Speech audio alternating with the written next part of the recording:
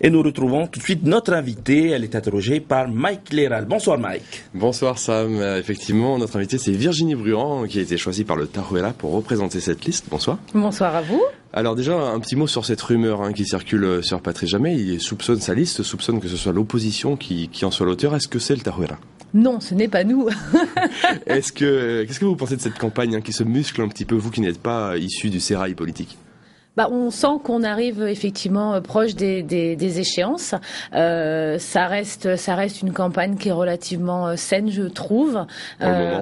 Oui, jusqu'à aujourd'hui. Jusqu'à aujourd'hui, en tout cas, voilà, il reste plus que 12 jours maintenant.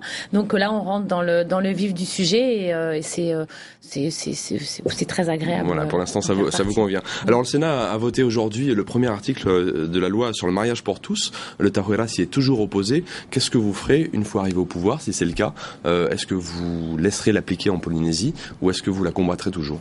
Le Taouera, effectivement, comme on l'a dit, n'est pas pour le mariage pour tous en Polynésie. Donc, je pense que les actions seront faites dans ce sens dans un premier temps. Oui, tout à fait. Vous êtes surtout connu jusqu'ici dans le monde commercial, dans le monde de la foire, je dirais. De la foire à la politique, il n'y a qu'un pas. Comment est-ce que vous l'avez franchi ? Il y a qu'un pas, on peut dire ça comme ça. Oui, la foire, les salons, l'événementiel également. C'est l'opportunité qui a fait que j'ai accepté ce nouveau challenge. Et je pense que c'est un geste important que la société civile soit représentée dans, j'espère, le prochain gouvernement. Et c'est vraiment dans ce sens-là qu'on travaille. Alors, justement, l'activité commerciale, qu'est-ce que vous pouvez faire pour elle ? Qu'est-ce que votre expérience peut apporter à l'Assemblée ?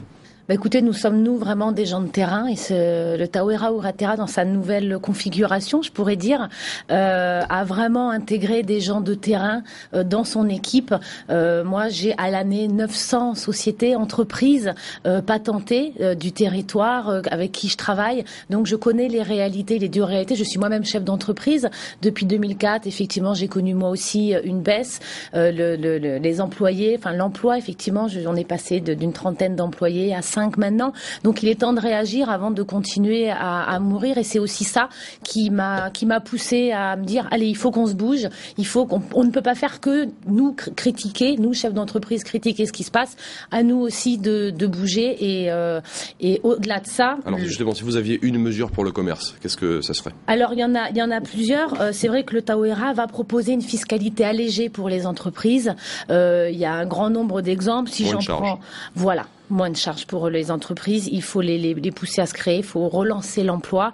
Par exemple, si j'en donne juste un, l'impôt sur les sociétés, l'IS, qui va diminuer de 5% sur 5 ans à raison d'1% par an. Donc on va passer de 40% au jour d'aujourd'hui, à 35% dans 5 ans. Voilà, ça fait partie des mesures. Une idée pour financer cette mesure c'est déjà prévu, le financement de cette mesure, puisque j'imagine que c'est donc moins d'argent qui rentre dans les caisses du territoire. Oui, tout à fait, c'est moins d'argent qui rentre, mais c'est on veut favoriser l'initiative privée, et le relancement de l'économie passera par là. Et une fois qu'on va recréer des emplois, voilà, on va commencer. D'accord, mais vous n'avez pas encore déterminé comment vous financez cette baisse de rentrée fiscale. Dans les caisses du territoire. Si, bien sûr, il y a tout.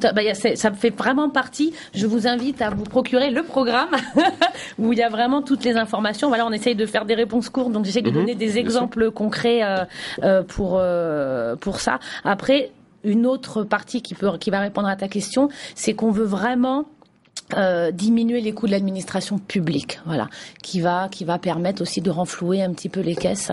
L'administration publique coûte énormément cher. Rien que par exemple, pour vous donner un exemple concret, à l'Assemblée, il y aura plus de voitures de fonction, il y aura plus de chauffeurs, il y aura une diminution des salaires, des indemnités. On aura moins de ministres, on aura 8 ministres simplement. Voilà, donc ça fait partie. Ça a aussi valeur d'exemple. Ça j'imagine. Donne voilà quelques exemples concrets. Alors le Tarouela est un parti très structuré avec une forte base militante et aussi un leader fort, en même temps un leader qui a pas mal d'affaires politiques qui le poursuivent. Comment est-ce que vous avez choisi le Tarouela ? Selon quels critères ? Alors j'ai choisi pour plusieurs critères. Alors oui, effectivement, il a, comme ces gens disent, des affaires. À côté de ça, on a pu, ces dernières années, pour tous les gens qui habitent à Tahiti depuis longtemps, on a eu la chance de pouvoir voir tous les gouvernements en place. Et il s'avère que c'est vrai que quand c'était le Taouera Uratera, l'économie allait bien. Alors je suis d'accord avec vous qu'on n'est plus dans la même période. Mais ça reste un parti qui a su faire ses preuves et c'est le parti qui aujourd'hui, pour moi, représente la stabilité. Parce qu'il y a un vrai leader, comme tu disais, et il y a une vraie équipe derrière. Et c'est ça que le pays a besoin, je pense, aujourd'hui, c'est de stabilité pour redonner confiance aux chefs d'entreprise, à la population, aux organismes prêteurs, etc. Je ne disais pas que ça, hein, je disais ça entre autres. Alors, si vous êtes élu le 5 mai, hein, vous serez donc l'une des premières femmes POPA à l'Assemblée. Il y avait déjà eu un cas avec Sylvie André, oui, mais elle était restée très peu de temps puisqu'elle avait démissionné. Comment est-ce que vous l'expliquez, hein, que ce soit en fait deux minorités, POPA et femmes? Et chef d'entreprise aussi, oui. Ben, ça fait partie justement de cette ouverture que Gaston Floss a voulu donner. Alors il y a la parité aussi. Ça c'est le souhait, mais on constate que pour l'instant, les femmes et en particulier les POPA sont très peu représentées en politique. C'est vrai. Pour quelle raison? Je n'en ai aucune idée. Voilà, ça fait partie des choses qui vont évoluer. Voilà, j'en suis la preuve vivante, donc on commence à mettre. Effectivement, si vous êtes élu, en tout cas, ça évoluera. Merci beaucoup Virginie Briand de votre participation à ce plateau. Merci à vous. Voilà, Sam, ce qu'on pouvait dire avec le Tahuera Huratira ce soir. Merci Mike et on se retrouve demain soir.